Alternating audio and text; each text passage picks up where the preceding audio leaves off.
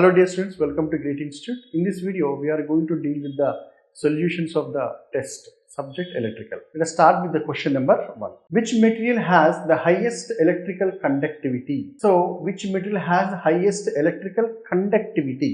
So, what is the right answer? If the word used conductivity by default, silver is the right answer. Silver is the right answer. Next, copper. Yes. What is the permissible normal operating of PVC of electrical temperature of PVC of electrical wire is? So PVC electrical temperature for a normal electrical wire always remains as 70 degrees. How much? Remember, it is 70 degrees. Okay, 70 degrees for PVC. Okay. Next, select the correct option from following with the reference to resistivity of the material in ascending order. So ascending order means you know that from small to big, right? Small to big, kada? Right. Ante resistivity value ఏదైతే ఉంటుందో resistivity in the sense rho must be from small. అంటే small. దేనికి తక్కువ ఉంటే చెప్పండి. So resistivity from small to big కదా.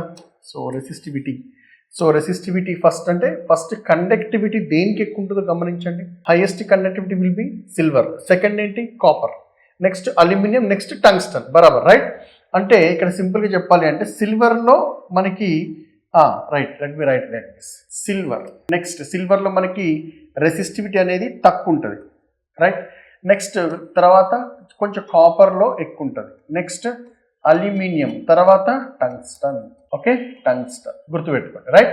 So ఇదే స్టోరీని కనుక హై కండక్టివిటీ అన్నాను అనుకోండి. హై కండక్టివిటీ ఎలా రాస్తారు? Silver has highest conductivity then copper more than aluminium, more than tungsten. ఇది కండక్టివిటీ. ఇది వచ్చేసి ఏంటి? రెసిస్టివిటీ. ఇది రెసిస్టివిటీకి సంబంధించి. ఓకేనా? Right. So what is the right answer? Silver, copper, aluminium, tungsten. Silver, copper, aluminium, tungsten. Option B is the right answer. Okay, కండక్టివిటీకి అయితే ఇది రైట్ ఆన్సర్, రెసిస్టివిటీకి అయితే ఇది ఆన్సర్, రైట్ ఆన్సర్. ఓకేనా? Right. But both are inversely proportional కాబట్టి, right? The dissipation factor of a good dielectric is of the order of. So general గా order of అన్నది కాబట్టి గుర్తుపెట్టుకోండి, ఇక్కడ డిసిపేషన్ ఫ్యాక్టర్ ఏదైతే ఉందో that is nothing but dissipation factor ఏదైతే ఉందో అది ఎంత తక్కువ ఉంటే అంత మంచిది. అండర్స్టాండ్? అది ఎంత తక్కువ ఉంటే అంత మంచిది, రైట్? సో డిసిపేషన్ ఫ్యాక్టర్ తక్కువ ఉందనుకోండి, డైఎలక్ట్రిక్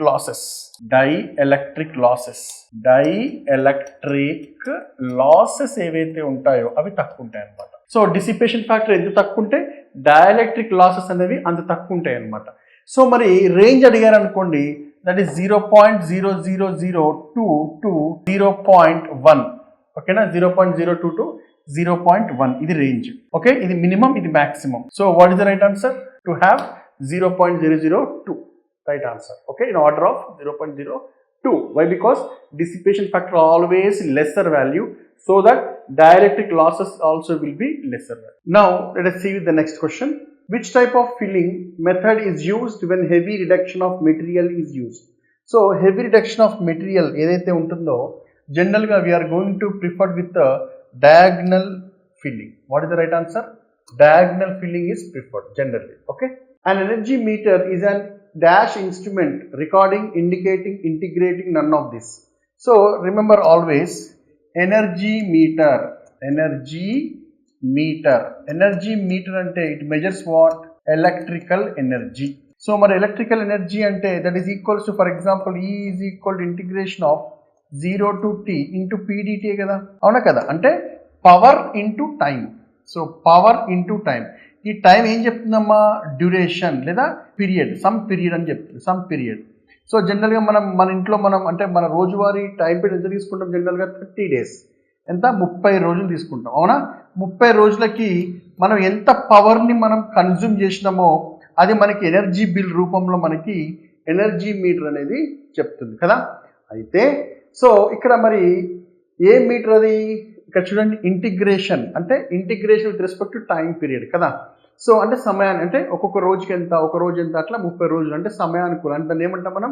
ఇంటిగ్రేటింగ్ ఇన్స్ట్రుమెంట్ అంటాం. ఓకేనా, గుర్తుపెట్టుకోండి దాన్ని ఏమంటాం, ఇంటిగ్రేటింగ్ ఇన్స్ట్రుమెంట్. సో ఎప్పుడైనా సరే ఎనర్జీ అంటే ఇంటిగ్రేటింగ్ ఇన్స్ట్రుమెంట్కి బెస్ట్ ఎగ్జాంపుల్ ఏంటయ్యా అంటే అది ఖచ్చితంగా ఏమవ్వాలి, ఎనర్జీ మీటర్ అవ్వాలి, గుర్తుపెట్టుకోండి. నెక్స్ట్ ఇక ఇండికేటింగ్ ఇన్స్ట్రుమెంట్ మీకు తెలిసింది ammeter, voltmeters, MI, MC instrument అంటాం. అదేవిధంగా రికార్డింగ్ ఇన్స్ట్రుమెంట్స్ అంటే మనము హార్ట్ బీట్ని మనం మెజర్ చేయడానికి, అండర్స్టాండ్, రికార్డింగ్ అంటే స్కేలింగ్ అనమాట. స్కేలింగ్ ఒక పెన్ లాగా ఉంటుంది, అది ఒక స్కేల్ని రికార్డ్ చేస్తూ ఉంటుంది. అంటే మీకు తెలుసు కదా హార్ట్ బీట్ ఎలా ఎలా మెయింటైన్ చేస్తారని.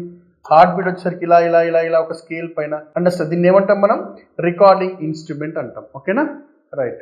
లగ్స్ are made up of, generally lugs అనేది దేంతో తయారు చేస్తామండి, 2 materials.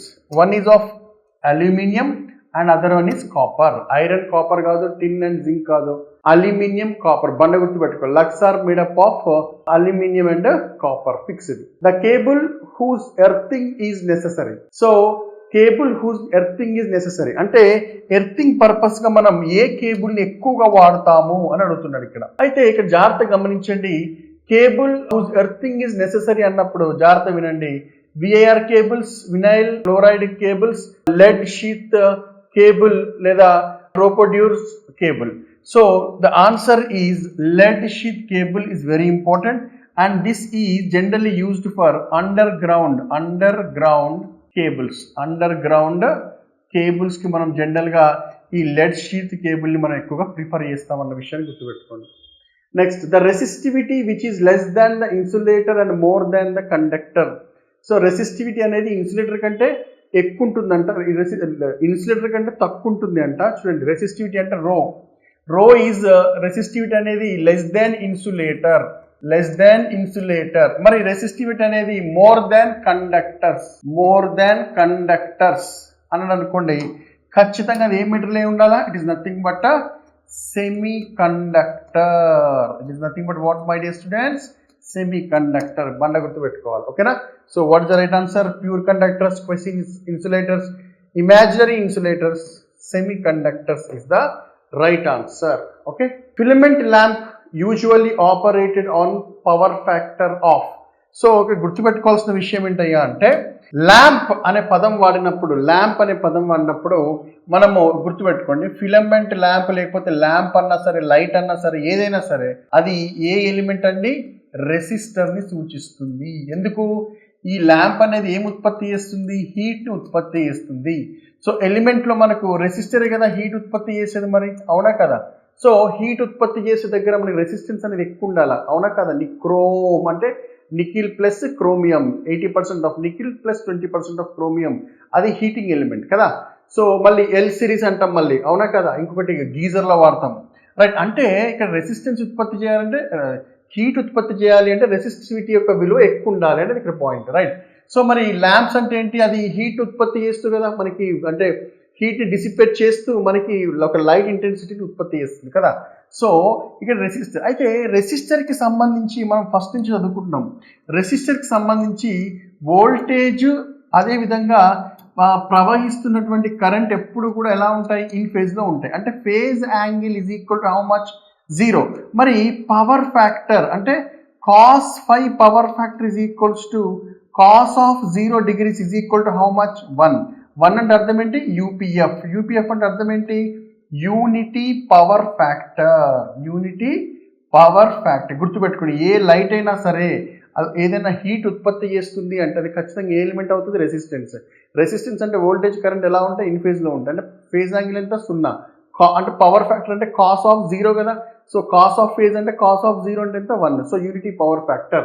So what is the right answer, 0.85. Leading, lagging, no, nothing. Directly ఏంటమ్మా answer, it is nothing but unity power factor is the right answer for the given question. గుర్తుపెట్టుకోండి, pure water is an example of, pure water ఏదైతే ఉంటుందో it is the best example of insulator.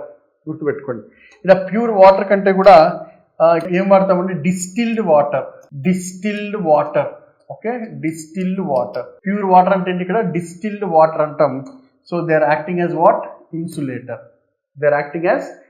ఎందుకంటే అక్కడ ions ఉండవు actually. So అందువల్ల ఏమవుతుంది ఇక్కడ, insulator. In a wattmeter 2 wattmeter of power measurement, the reading of both wattmeters is equal and positive, then the power factor angle of the load will be. So first of all, మీకు తెలియాల్సిన విషయం ఏంటయ్యా అంటే ఈ question ఏదైతే ఉందో 2 wattmeter method అనే పదం వాడాడు. ఇక్కడ 2 wattmeter మెథడ్ అంటే ఏంటమ్మా? 2 wattmeter మెథడ్ అంటే nothing but measurement of 3-phase power. అంటే 3-phase పవర్ని మెజర్ చేయడానికి మనం ఈ మెథడ్ని మనం జనరల్గా యూజ్ చేస్తాము. అయితే ఇక్కడ మరి మెజర్ చేసేటప్పుడు 2 wattmeters అంటే ఆ 2 wattmeters యొక్క వాల్యూస్ ఏమి ఇచ్చాడండి? ఇక్కడ ఈక్వల్ అండ్ పాజిటివ్ అని ఇచ్చాడు కదా. మరి అప్పుడు ఏమడుగుతున్నాడు ఇక్కడ? Power factor angle. Power factor angle అంటే ఏంటి? Let me say it is nothing but 5. Power factor angle అంటే ఏంటి? 5 కదా. సో చూడండి, పవర్ ఫ్యాక్టర్ అన్నాను అనుకోండి. ఫర్ ఎగ్జాంపుల్ పవర్ ఫ్యాక్టర్ అనే పదం వాడినప్పుడు మనం పవర్ ఫ్యాక్టర్ ఈజ్ ఈక్వల్ ఏమంటాం? cos 5 అంటాం. మరి అందులో 5 ఏమంటాం మనం? పవర్ ఫ్యాక్టర్ కి సంబంధితమైనటువంటి యాంగిల్, అంటే పవర్ ఫ్యాక్టర్ యాంగిల్ లేదా ఫేజ్ యాంగిల్ అంటాం. ఓకే, సో మరి ఫార్ములా ఏంటి మనకి? tan phi is equals to √w1 minus w2 divided by w1 plus w2. ఇది ఫార్ములా. ఏది? phi is equals to tan inverse of √3 w1 minus w2 divided by w1 plus w2 కదా. So మరి condition ఏమి ఇచ్చాడు? w1 is equals to w2 అనే condition ఇచ్చాడు. చేస్తాను. మరి అట్టి సందర్భంలో phi is equal to ఏమవుతుంది? tan inverse of ఇది 0 అయిపోతే 0 which is equals to phi is equals to 0. Say yes or no. What is the value of phi here? Phi will remains as 0. అవునా కదా. సో phi అనేది ఎంత? 0. అంటే phi అంటే ఏంటి? Power factor angle is equal to 0. So what is the right answer? 0. అదే question కనుక power factor angle కాకుండా పవర్ ఫ్యాక్టర్ అడిగితే cos 0 ఎంత? 1. cos అంటే phi తీసుకెళ్ళి ఇక్కడ పెట్టారనుకోండి. cos 0 ఎంత? 1. అంటే ఆప్షన్ ఏమవుతుంది? యూనిటీ పవర్ ఫ్యాక్టర్ అవుతుంది. ఏమవుతుంది? Unity power factor. ఒకవేళ పవర్ ఫ్యాక్టర్ అడుగుతానేమో 1, పవర్ ఫ్యాక్టర్ యొక్క యాంగిల్ అడుగుతానేమో 0. జాగ్రత్త గమనించండి. మనం ఈ ఫార్ములాని మనం ఇంతకు మునుపు మనం డిరైవ్ చేసినాం. మన ఫార్ములా ఎక్కడ డిరైవ్ చేసిన? ఈ formula measurement of 3-phase power by using 2 wattmeter మెథడ్లో మనం ఈ ఫార్ములా డిరైవ్ చేస్తాం. Right. Selenium is dash semi conductor. So selenium ఏదైతే ఉంటుందో ఈ సెలీనియంలో electrons and holes are balanced. ఎప్పుడు?